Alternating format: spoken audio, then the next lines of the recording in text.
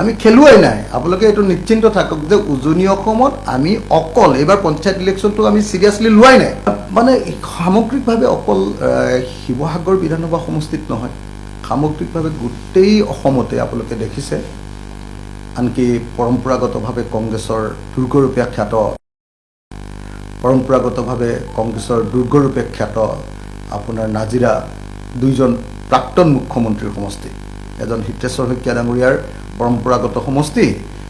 এটা হ'ল তৰুণ গগৈ ডাঙৰীয়াৰ পৰম্পৰাগত সমষ্টি তেওঁলোকে তাতে উফৰি পৰিছে মইতো এতিয়া গৈছোহে আপোনাৰ 3 বছৰ হৈছে মোৰ শিৱসাগৰত মই নিজে পদাৰ্পণ কৰা গতিকে তেনেকুৱা স্থলত যি সময়ত ঢৌ এটা আহিছে বিজেপিৰ পক্ষত যি সময়ত সামগ্ৰিকভাৱে বিজেপি বা চৰকাৰী পক্ষত পঞ্চায়ত নিৰ্বাচনটো গুচি গৈছে সেই সময়ত ডেফিনেটলি সকলোৰে ফলাফল বেয়া হৈছে এখনো পোৱা নাই হয় মানে শিৱসাগৰ বুলি নহয় সামগ্ৰিকভাৱে গোটেই অসমতে এইবাৰ চৰকাৰী পক্ষত মানুহ আছে মোৰ পুৰণা বিধানসভা সমষ্টিত অকল 2খন জেডপিচি আছে দিচাংমু আৰু ৰংপুৰ কিন্তু 2খন জেডপিচিতে কংগ্ৰেছ দলে আমাৰ বিৰুদ্ধে কেণ্ডিডেট দি দিলে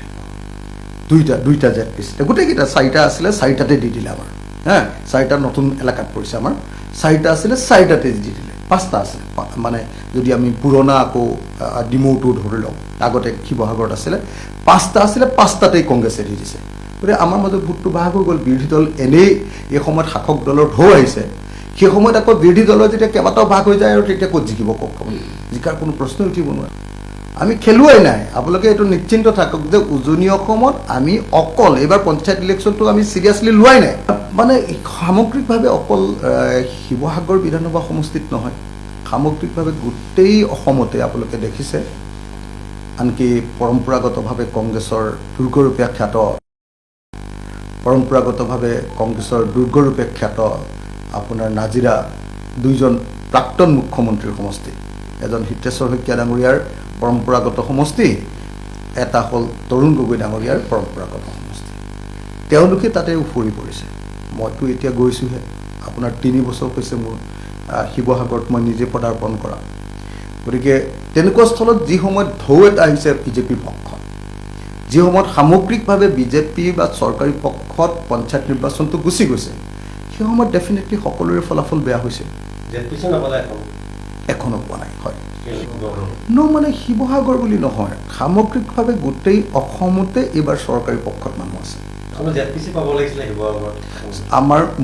মোৰ পুৰণা বিধানসভা সমষ্টিত অকল 2খন জেডপিচি আছে